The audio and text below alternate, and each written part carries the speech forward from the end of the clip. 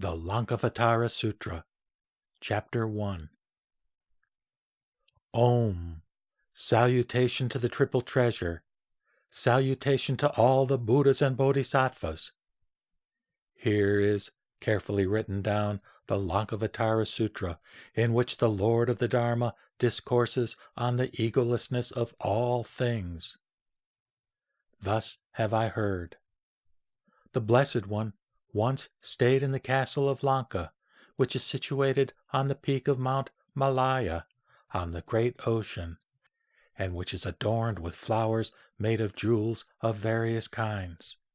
He was with a large assembly of bhikshus, and with a great multitude of bodhisattvas who had come together from various Buddha lands.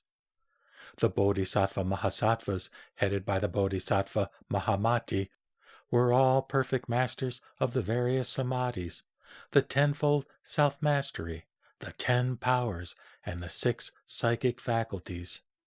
They were anointed by the hands of all the Buddhas. They all well understood the significance of the objective world as the manifestation of their own mind. They knew how to maintain various forms, teachings, and disciplinary measures according to the various mentalities and behaviors of beings. They were thoroughly versed in the 5 dharmas, the 3 svabhavas, the 8 vijnanas, and the 2-fold non-atman. At the time, the Blessed One, who had been preaching in the palace of the king of sea serpents, came out at the expiration of 7 days and was greeted by an innumerable host of Nagakanyas, including Sakra and Brahma, and, looking at Lanka on Mount Malaya, smiled and said, "By the Tathagatas of the past, who were arhats and fully enlightened ones, this truth was made the subject of their discourse. At that castle of Lanka on the mountain peak of Malaya, the truth realizable by noble wisdom in one's inmost self, which is beyond the reasoning knowledge of the philosophers, as well as the state of consciousness of the Shravakas and Pratyeka Buddhas. I, too, would now, for the sake of Ravana, overlord of the Yakshas, discourse on this truth." Inspired by the spiritual power of the Tathagata, Ravana, the lord of the Rakshasas, heard his voice. Indeed, the Blessed One, surrounded and accompanied by an innumerable host of Nagakanyas, including Sakra and Brahma, came out of the palace of the king of sea serpents. And looking at the waves of the ocean, and also at the mental agitations going on in those assembled, he thought of the ocean of the Alaya Vijnana, where the evolving Vijnanas, like the waves, are stirred by the wind of objectivity. While he was standing there, thus absorbed in contemplation, Ravana saw him, and uttered a joyous cry, saying, "I will go in request of the Blessed One to enter into Lanka. For this long night he would probably profit, do good, and gladden the gods as well as human beings." Thereupon Ravana, lord of the Rakshasas, with his attendants, riding in his floral celestial chariot, came up where the Blessed One was, and having arrived there, he and his attendants came out of the chariot. Walking around the Blessed One 3 times, from left to right, they played on a musical instrument, beating it with a stick of blue Indra or sapphire, and hanging the lute at one side, which was inlaid with the choicest lapis lazuli, and supported by a ribbon of priceless cloth, yellowish white like priyangu. They sang with various notes, such as Saharsha, Rishabha, Gandhara, Daivata, Nishada, Madhyama, and Kaisika, which were melodiously modulated in grama, muchana, etc. The voice in accompaniment with the flute beautifully blended with the measure of the gatha. The truth treasure, whose principle is the self-nature of mind, has no selfhood, stands above all reasoning, and is free from impurities. It points to the knowledge attained in one's inmost self. Lord, show me here the way leading to the truth. The Sugata is the body in whom are stored immaculate virtues. In him are manifested bodies transforming and transformed. He enjoys the truth realized in his inmost self. May he visit Lanka. Now is the time, Muni. This Lanka was inhabited by the Buddhas of the past, and they were accompanied by their sons, who were owners of many forms. Lord, show me now the highest truth, and the yakshas who are endowed with many forms will listen. Thereupon, Ravana, the lord of Lanka, further adapting the toccata rhythm, sang this in the measure of the Katha. After 7 nights, the Blessed One, leaving the ocean which is the abode of Makara, the palace of the Sea King, now stands on the shore. Just as the Buddha rises, Ravana, accompanied by the Apsaras and Yakshas, numerous by Shuka, Sarana, and learned men, miraculously goes over to the place where the Lord is standing. Alighting from the floral vehicle, he greets the Tathagata reverentially and makes him offerings, tells him who he is, and stands by the Lord. I, who have come here, am called Ravana, the 10-headed king of the Rakshasas. Mayest thou graciously receive me with Lanka and all its residents.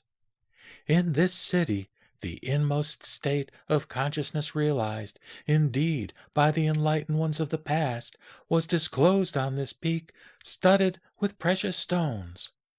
Let the Blessed One, too, surrounded by sons of the victorious one, disclose the truth immaculate on this peak embellished with precious stones. We, together with the residents of Lanka, desire to listen. The Lankavatara Sutra, which is praised by the Buddhas of the past, discloses the inmost state of consciousness realized by them, which is not founded on any system of doctrine. I recollect the Buddhas of the past, surrounded by sons of the victorious ones, recite this sutra. The Blessed One, too, will speak. In the time to come, there will be Buddhas and Buddha sons pitying the yakshas. The leaders will discourse on this magnificent doctrine on the peak adorned with precious stones. This magnificent city of Lanka is adorned with varieties of precious stones, surrounded by peaks, refreshing and beautiful, and canopied by a net of jewels. Blessed One, here are the yakshas who are free from faults of greed, reflecting on the truth realized in one's inmost self, and making offerings to the Buddhas of the past. They are believers in the teaching of the Mahayana and intent on disciplining one another. There are younger yakshas, girls and boys, desiring to know the Mahayana. Come, Blessed One, who art our teacher, come to Lanka on Mount Malaya. The Rakshasas, with Kumbhakarna at their head, who are residing in the city, wish, as they are devoted to the Mahayana, to hear about this inmost realization. They have made offerings assiduously to the Buddhas in the past, and are today going to do the same. Come, for compassion's sake, to the Lanka, together with thy sons. Mahamati, accept my mansion, the company of the Apsaras, necklaces of various sorts, and the delightful Asoka garden. I give myself up to serve the Buddhas and their sons. There is nothing with me that I do not give up for their sake. Great Muni, have compassion on me.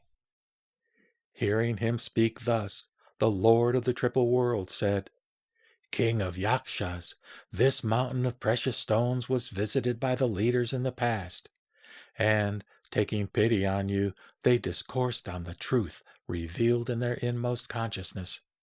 The Buddhas of the future time will proclaim the same on this jewel-adorned mountain. This inmost truth is the abode of those yogins who stand in the presence of the truth.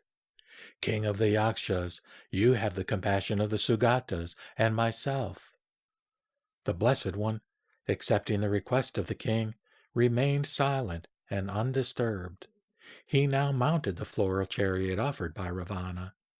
Thus Ravana and others, wise sons of the victorious one, honored by the Apsaras, singing and dancing, reached the city.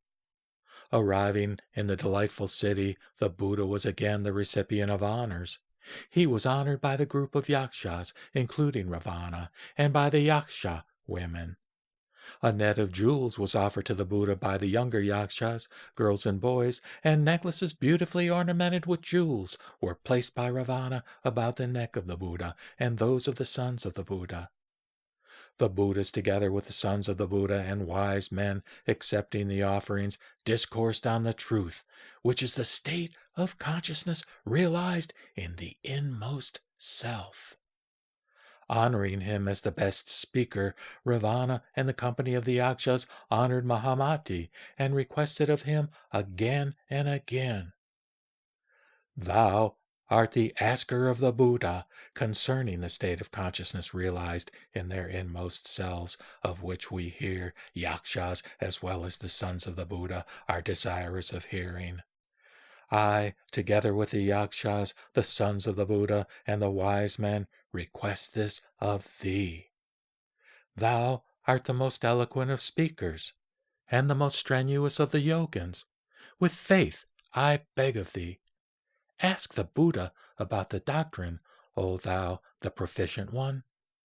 Free from the faults of the philosophers and Pratyeka Buddhas and Shravakas is the truth of the inmost consciousness, immaculate and culminating in the stage of Buddhahood."